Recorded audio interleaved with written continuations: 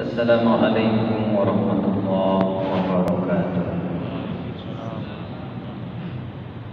A'udzu billahi minasyaitonir rajim. Bismillahirrahmanirrahim.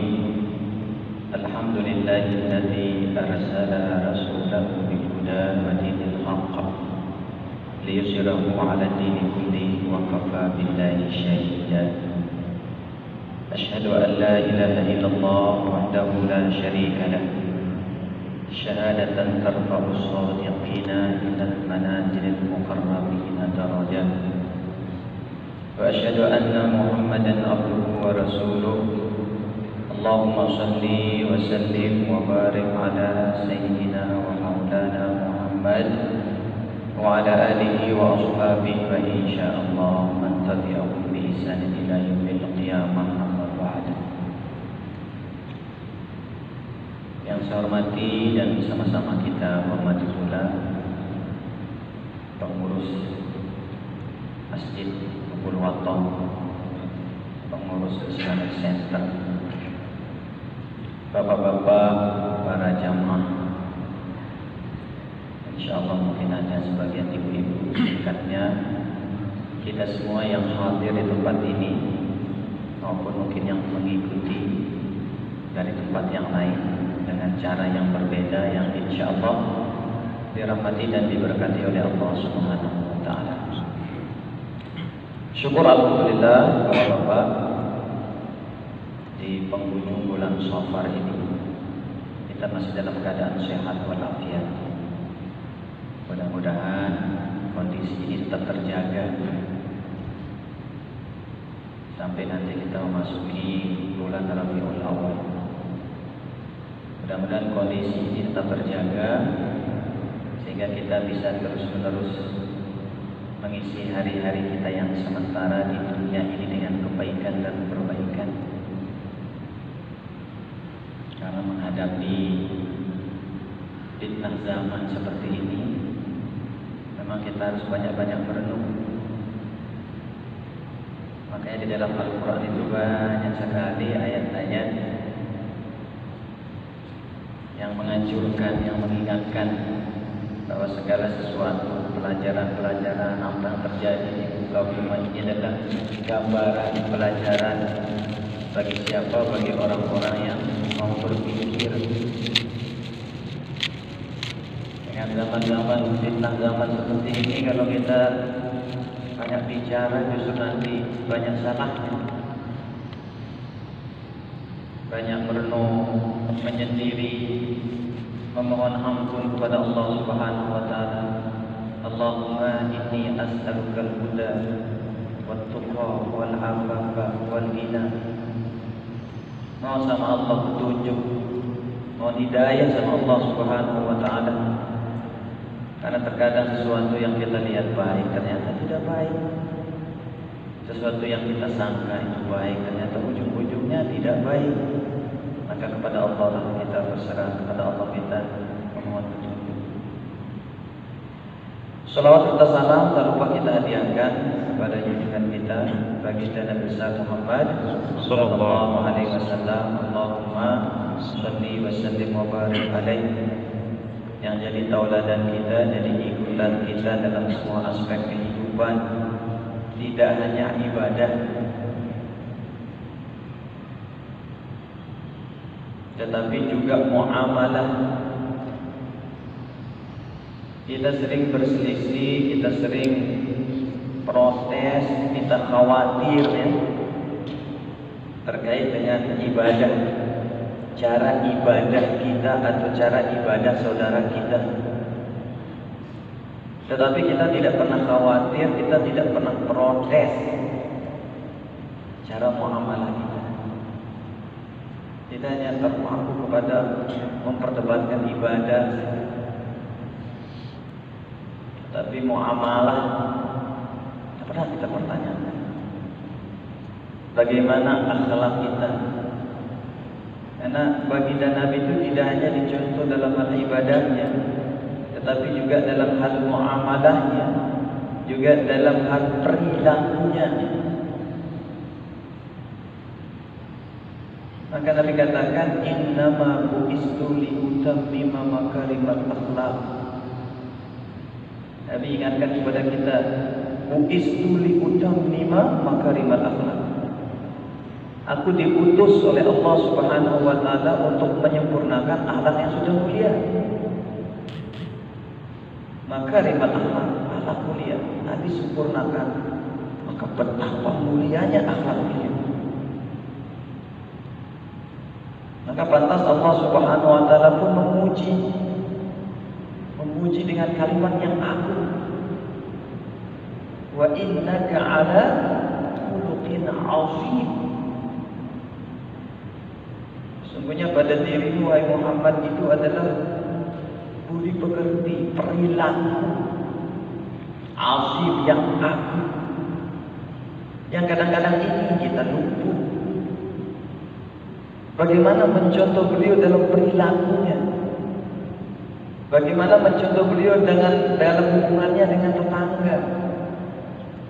Bagaimana mencontoh beliau dalam hubungannya dalam bernegara?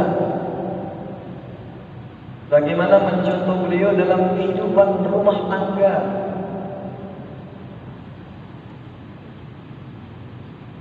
Dan kalau kita sering mendengar kisah-kisah yang luar biasa, bapak-bapak, bagaimana kita diceritakan tentang Ibrahim bin Adam, bagaimana bapaknya Syekh Abdul Qadir Jailani, Saleh Jangki namanya, dalam hal menjaga dirinya.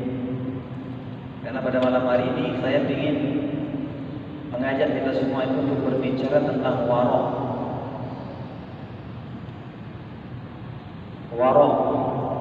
Kita mungkin sering dengar kata warok, kita sering dengar kata zuhud, kita sering kata iffah. Ini yang kurang lebih beririsan maknanya.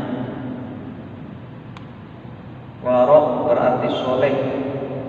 Warok berarti berhati-hati. Karena orang soleh itu ya hati-hati. Orang soleh itu bicaranya hati-hati. Jangan-jangan nanti ada yang tersinggung. Orang soleh itu langkahnya hati-hati. Jangan-jangan nanti ada yang terganggu. Solehnya tidak hanya soleh untuk dirinya, tetapi juga soleh untuk sosial. Jangan sampai kita rajin ke masjid tetapi sama tetangga tidak akur. Jangan sampai kita rajin ke masjid tetapi jarang saling menegur.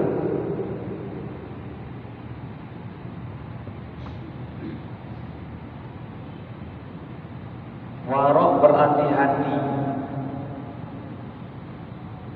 Kalau dalam sebuah hadis baginda Nabi besar Muhammad SAW dan para ahli hadis mengartikan bahwa inilah warok.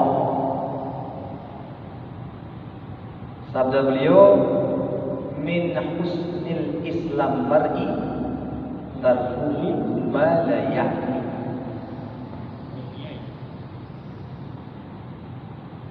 Seseorang yang Islamnya baik itu, orang Islam yang paling baik keislamannya itu kata Nabi adalah tarkuhu ma la ya'ni. Meninggalkan sesuatu yang ma la ya'ni, tidak ada manfaat. Hanya berbuah capek, hanya membuang-buang waktu. Sehingga warok itu adalah berhati-hati. Berhati-hati dalam makan, berhati-hati dalam bicara, berhati-hati dalam sikap, berhati-hati dalam tingkah laku, berhati-hati dalam kerja.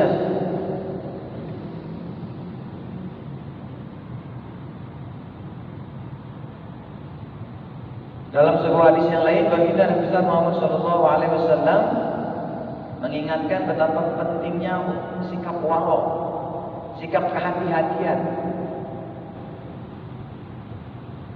Kepada Abu Hurairah, beliau pernah bersabda, ya Abu Hurairah, kun wari'an. Wahai Abu Hurairah, jadilah engkau orang yang warok. Kun wari'an takun abdan nas, takun abdan nas. Wahai Abu Hurairah, kata Nabi, jadilah engkau orang yang warok, takun a'badan nas, maka engkau akan menjadi orang yang paling baik ibadahnya. Maka kalau kita buka-buka sirah, kita lihat sejarah tentang Abu Hurairah, ini dia sahabat yang paling banyak meriwayatkan hadis. Tapi mungkin pernah kita dengar cerita suatu ketika beliau lapar. Masya Allah. Orang paling banyak hafalan hadisnya. Pernah suatu ketika lapar. Dan tentu semua ini berkat gemblengan baginda Nabi besar Muhammad sallallahu alaihi wasallam. Siapapun yang kita sahabat, tabi'in, itba'ut tabi'in, salafus saleh, para ulama bagaimanapun luar biasanya, itu adalah gemblengan baginda Nabi besar Muhammad sallallahu alaihi wasallam. Kalau kita terpesona dengan perilakunya, terpesona dengan kata-katanya, bagaimana baginda Nabi besar Muhammad sallallahu alaihi wasallam? Sehingga sikap warok ini mungkin perlu mulai kita terapkan pada diri kita. Ini fitnah zaman yang seperti ini. Hati-hati. Warok, ketika pembahasan tentang warok disamakan dengan zuhud, ya, jadi ada beririsan maknanya. Kalau zuhud itu merasa cukup, meninggalkan kesenangan dunia. Kalau warok, meninggalkan sesuatu yang membahayakan kita nanti di akhirat. Segala sesuatu yang membuat kita jadi terhambat langkah kita di akhirat, kita hindari. Itulah warok. Sehingga Hujjatul Islam Imam Al-Ghazali memberikan empat tingkatan warok. Diambil dari tadi hadis Nabi yang mengatakan min husnil Islam mar'i tarku ma la ya'ni. Sesuatu yang tidak bermanfaat itu ada 4 tingkatannya, kata Imam Al-Ghazali.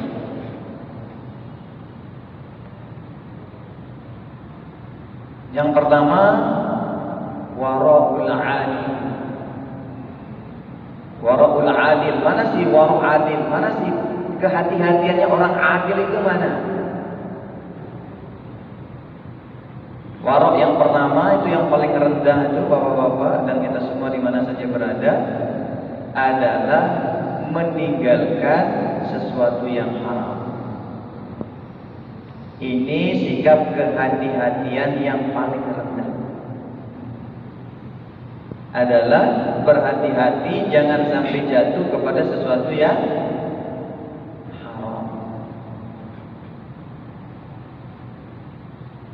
walaupun terkadang kita dalam hal haram pun jarang juga berhati-hati. Maaf, saya sering bapak-bapak bukan bermaksud memprovokasi ya, kalau dianggap ini provokasi. Tapi mudah-mudahan ini dianggap sebagai sesuatu masukan.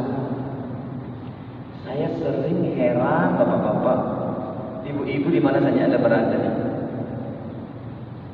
Ketika saya lihat restoran, rumah makan ramai sekali, berjilbab, pakai topi haji, muslim semua isinya. Tapi seteliti restoran ini sampai mohon maaf Pak, saya nanya, kan sekarang ini lagi tren kan, makanan-makanan kekinian itu sekarang lagi tren. Nah, kalau kita dulu mungkin di kampung-kampung kita dagang sate keliling-keliling, mungkin tidak pernah kita nanya dia, mohon maaf, satenya halal atau tidak, tersinggung mungkin dia. Ngomong kira saya jual bangki katanya mungkin. Tapi coba kalau yang tempat-tempatnya agak asing-asing gitu kayak restoran gitu, ya, kayak kafe, coba warung lah sedikit gitu. Saya sih bukan mengatakan diri saya waro, cuma coba kita bersama-sama. Sampai saya nanya ke tempat itu, mohon maaf mas, ini ada nggak sertifikat halalnya?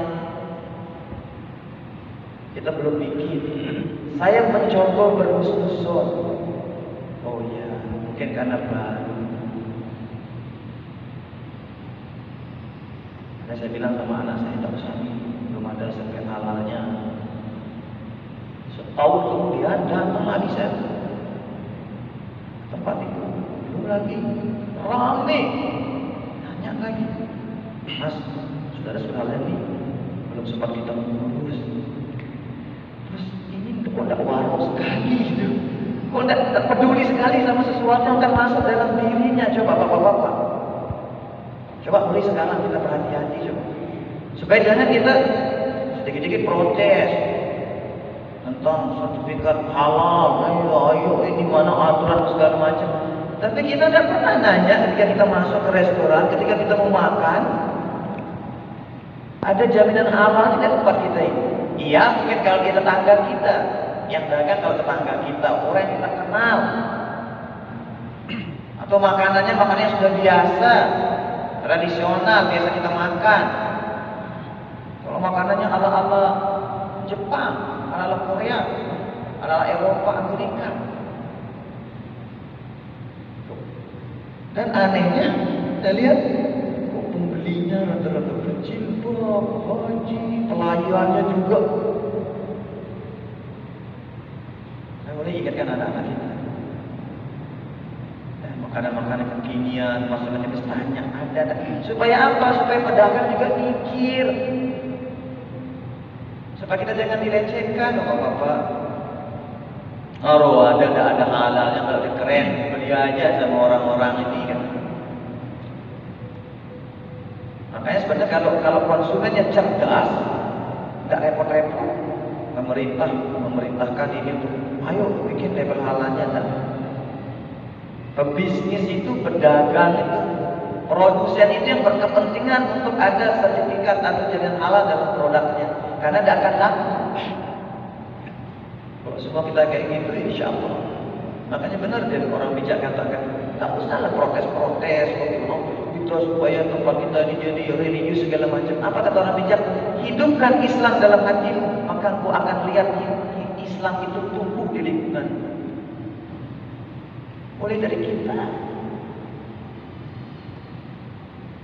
Ini yang pertama nih, warok adil, warok yang paling rendah. Mulai sekarang peduli. Dan masih banyak, mohon maaf, tempat kita. Coba Bapak datang ke epicentrum, banyak tempat-tempat yang tidak peduli dia ada halal itu, kamu beli aja katanya. Padahal ini warok yang paling.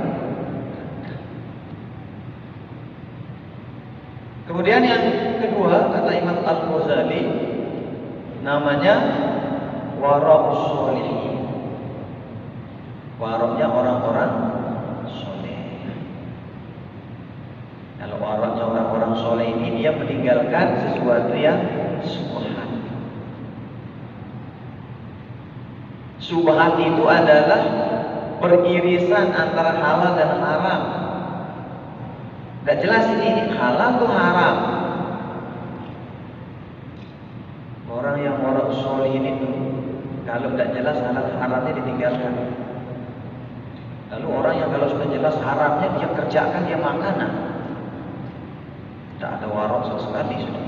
Kita minimal warok terendah itu Pak, warok terendah. Dan ingat, haram itu dia banyak kategorinya. Ada haram yang memang dia diharamkan.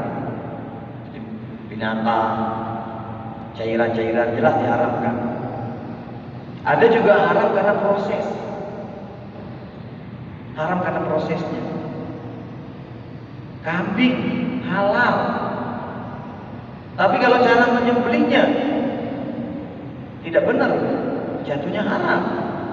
Nah, orang jadi hati-hati dia. Maka terkait dengan tadi warok sholihin, berhati-hati kepada sesuatu yang subhat. Banyak subhat. Pokoknya tidak jelas halal haramnya. Ada mumet, ada uang nih. Siapa yang punya uang nih? Kalau kita dapat berarti rezeki kita ini. Ninjal dompet, rezeki saya baru pulang sholat dari Islamic Center, dapat tas isi uang. Subhan. Ada cerita, mungkin ada yang pernah dengar, tapi saya ulangi. Yang pernah dengar aja, yang seolah-olah tidak pernah dengar. Jangan itu waminal adab, dan daripada adab itu adalah ketika kita mendengar sesuatu yang pernah kita dengar, maka nikmati dia seolah-olah kamu baru pertama kali dengarnya. Masya Allah. Ini gemblengan baginda Nabi Muhammad SAW. Kita terkadang kita tak pernah dengar aja cuek kadang-kadang kita. Orang semangat cerita lupa gini. Cuma kalau dibalik kita yang cerita dia cuek kan, gimana perasaan kita? Di zaman Imam Ahmad bin Hanbal, di zamannya Imam Ahmad bin Hanbal atau yang kita kenal dengan Imam Hanbali. Jadi tulisannya itu Hanbali, Ha-Nun-Ba-Lam. Tapi orang tulisnya Hanbal, kayak karpet jadinya Imam Hanbal. Di zamannya Imam Ahmad bin Hanbal pernah datang seorang wanita bertanya kepada Imam Ahmad bin Hanbal, "Wahai Imam, saya ingin meminta fatwa kepada dirimu." Karena Imam Ahmad bin Hanbal ini salah satu dari imam mazhab. Kalau kita sudah sampai derajat kita ke mujtahid mutlak namanya, 4 imam ini, hanya dia yang boleh mengatakan kok gitu caranya sholat. Kalau bahasa Sasak, milihku, hanya dia yang boleh bilang gitu. Beda kita ini, ikut dan semua harus ada kita ikuti. Tak boleh kita punya mau saya, mau apa. Tak boleh mau saya pak. Nanti bapak dikepak, kenapa kepak saya? Mau saya, bapak mau apa katanya kan. Dan Imam Ahmad bin Hanbal ini termasuk ulama yang kaya pak. Tapi dermawan. Apa ditanya sama wanita ini? Wahai Imam, saya seorang wanita miskin, janda, anak banyak, kebutuhan banyak.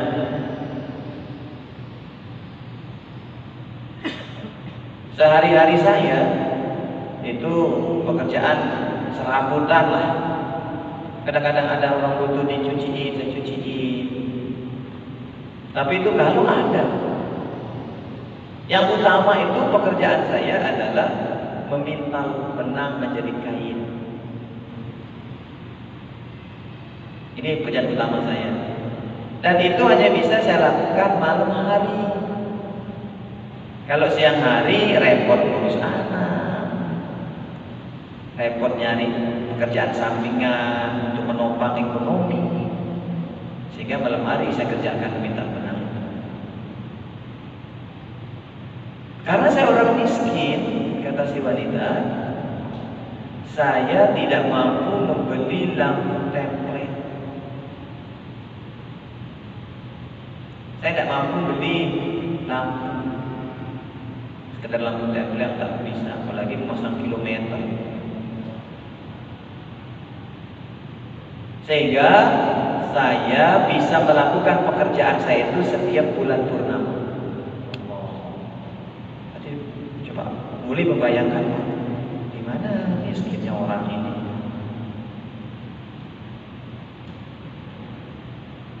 Supaya kita bisa berada seolah-olah di posisi atau kejadian itu. Gimana miskinnya orang ini? Janda, anak banyak, pekerjaan tidak jelas. Yang dia andalkan itu untuk menopang ekonominya memintal benang jadi kain, dan itu hanya bisa dilakukan kalau bulan purnama. Ya berapa hari sih bulan kelihatan terang. Kadang-kadang mulai bulan tanggal 13, 14, 15, 16, 17, mulai redup lagi. Nah, suatu ketika kata perempuan ini ada rombongan khalifah, ada rombongan kerajaan membuka tenda, mendirikan tenda di dekat kampung saya. Rombongan kerajaan, prajurit banyak, kuda bawa obor segala macam, sehingga saat itu kondisi jadi terang sekali. Nah, melihat situasi ini, kata si perempuan itu, saya berpikir, alhamdulillah, tidak perlu saya tunggu bulan purnama. Ada ini pencahayaan dari terangnya alat penerang obor api yang dibakar, yang dihidupkan sama rombongan kerajaan. Bergegaslah ibu itu keluar, ya, teras rumahnya dengan memanfaatkan cahaya itu. Ini segera kerja. Hingga pendek cerita, dapatlah hasil. Muhammad Namal dengarkan aja ibu ini. Lama sekali ceritanya ibu ini, katanya. Apa poinnya ini? Terus sekarang yang kamu tanyakan apa ibu? Setelah jadi kain ini Pak Imam, saya hendak menjualnya ke pasar. Saya jual, seperti biasa hasilnya ini untuk menghidupi saya dan anak-anak saya. Cuman sampai pasar, saya mikir, stop. Saya kemarin meminta benang ini dengan bantuan pencahayaan dari cahaya yang dihasilkan oleh rombongan kerajaan.